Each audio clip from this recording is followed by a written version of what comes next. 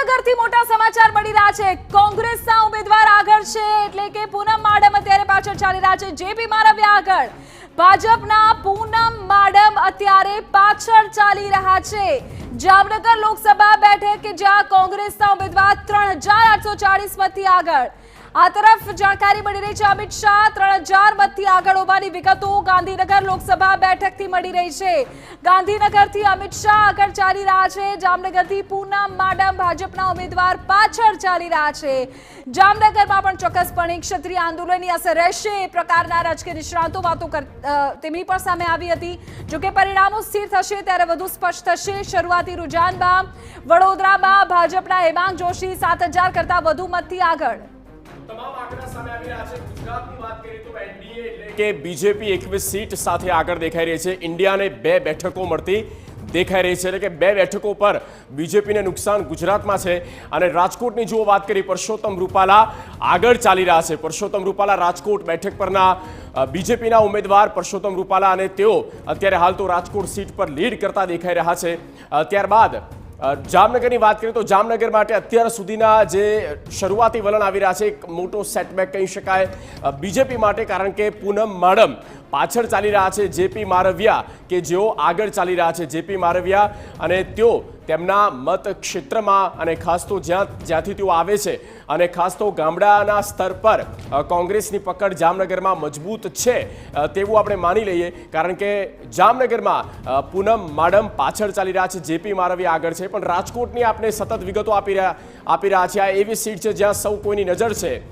તો રાજકોટમાં પરસોત્તમ રૂપાલા હાલ તો આગળ ચાલી રહ્યા છે, પણ આંકડો અને વિગતો સ્ક્રીન પર ફ્લેશ થઈ રહી છે। કોંગ્રેસના દિગ્વિજયસિંહ પાછળ ચાલી રહ્યા છે। કોંગ્રેસના દિગ્વિજયસિંહ પાછળ ચાલી રહ્યા છે, અને દિગ્વિજયસિંહ એક મોટા કદાવર નેતા જેઓ કોંગ્રેસમાંથી અને તેઓ લડી રહ્યા છે આ સીટ પર, અને દિગ્વિજયસિંહ હાલ તો પાછળ ચાલી રહ્યા છે। શરૂઆતી વલણમાં મધ્યપ્રદેશની વાત કરવામાં આવે તો ગુના બેઠક પરથી જ્યોતિરાદિત્ય સિંધિયા આગળ ચાલી રહ્યા છે।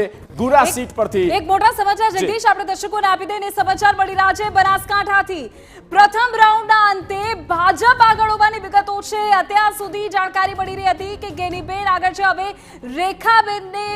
ગેનીબેને પાછળ છોડી દીધા છે। તો બનાસકાંઠામાં પ્રથમ રાઉન્ડના અંતે ભાજપ આગળ હોવાની જાણકારી મળી રહી છે। બનાસકાંઠામાં બેન વર્સિસ દીકરીનો આખો જંગ ખૂબ રસપ્રદ આ બેઠકના પરિણામો રહેવાના છે। ખૂબ રસાકસી થાય એવું પણ જગદીશ પૂરેપૂરું લાગે છે શરૂઆતી વલણને જોતા તો।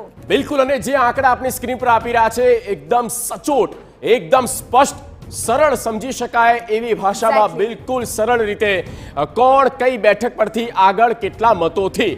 અને TV9 એટલે ઇલેક્શન, ઇલેક્શન એટલે TV9, મતદાન એટલે કે TV9। અને આ જ ભરોસો છે, એ આપનો જે પ્રેમ છે તેના કારણે આપનો જે ભરોસો છે તે અમે આગળ જાળવી રાખીશું। અને અત્યારે જે આંકડા અને અત્યારે જે વિગતો સામે આવી રહી છે એ ખૂબ જ સટીક, સચોટ, અને આ આંકડા ઉપર વિશ્લેષણ પણ કરીશું કે જ્યારે પણ આપણે રિઝલ્ટ જોવા બેસીએ ત્યારે સૌથી પહેલા ક્યાં આવે છે, સૌથી સાચું ક્યાં આવે છે, અને સૌથી સટીક વિગતો ક્યાંથી મળે છે એ જોવાની ઇંતજારી દર્શકોની રહેતી હોય છે। અને એટલે જ અમે ખૂબ સરળ તમે સમજી શકો એ પ્રકારનું આખું લેઆઉટ તૈયાર કર્યું છે। તમે જુઓ ઉપરની આખી લાઈન કે જેમાં તમને 543 બેઠકોની તમામ વિગતો મળી જશે।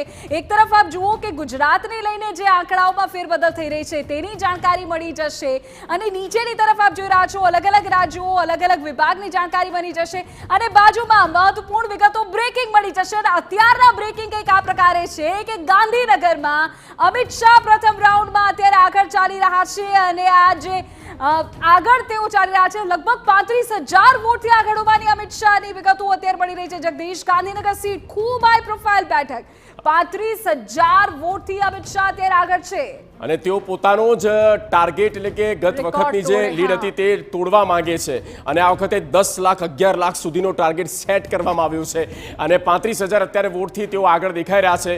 ગાંધીનગર સીટ કે જે હાઈ પ્રોફાઇલ રહી છે, દિગ્ગજો અહીંયાથી લડ્યા છે, અને કોર બીજેપી પણ આપણે ગણી શકાય। પંચમહાલની વાત કરીએ, પંચમહાલમાં ભાજપ 25000 મતોથી રાજપાલસિંહ જાદવ તેઓ આગળ ચાલી રહ્યા છે। પંચમહાલ બેઠક એવી છે જ્યાં અનેકો એ લડાઈ કોંગ્રેસની પણ રહી છે અને કોંગ્રેસના જ્યાં પ્રભાતસિંહ કે જો સિટિંગ એમએલએ છે લુણાવાડાના તેઓ ફાઇટ આપી રહ્યા છે એટલે કે લુણાવાડા એટલે કે મહીસાગર જિલ્લામાં પ્રભાતસિંહનું એક વર્ચસ્વ અને ત્યાં તેમની પહેલેથી જ એ પકડ રહી છે છતાં પણ રાજપાલસિંહ જાદવ પંચમહાલ બેઠક પરથી 25,000 લીડથી આગળ ચાલી રહ્યા છે.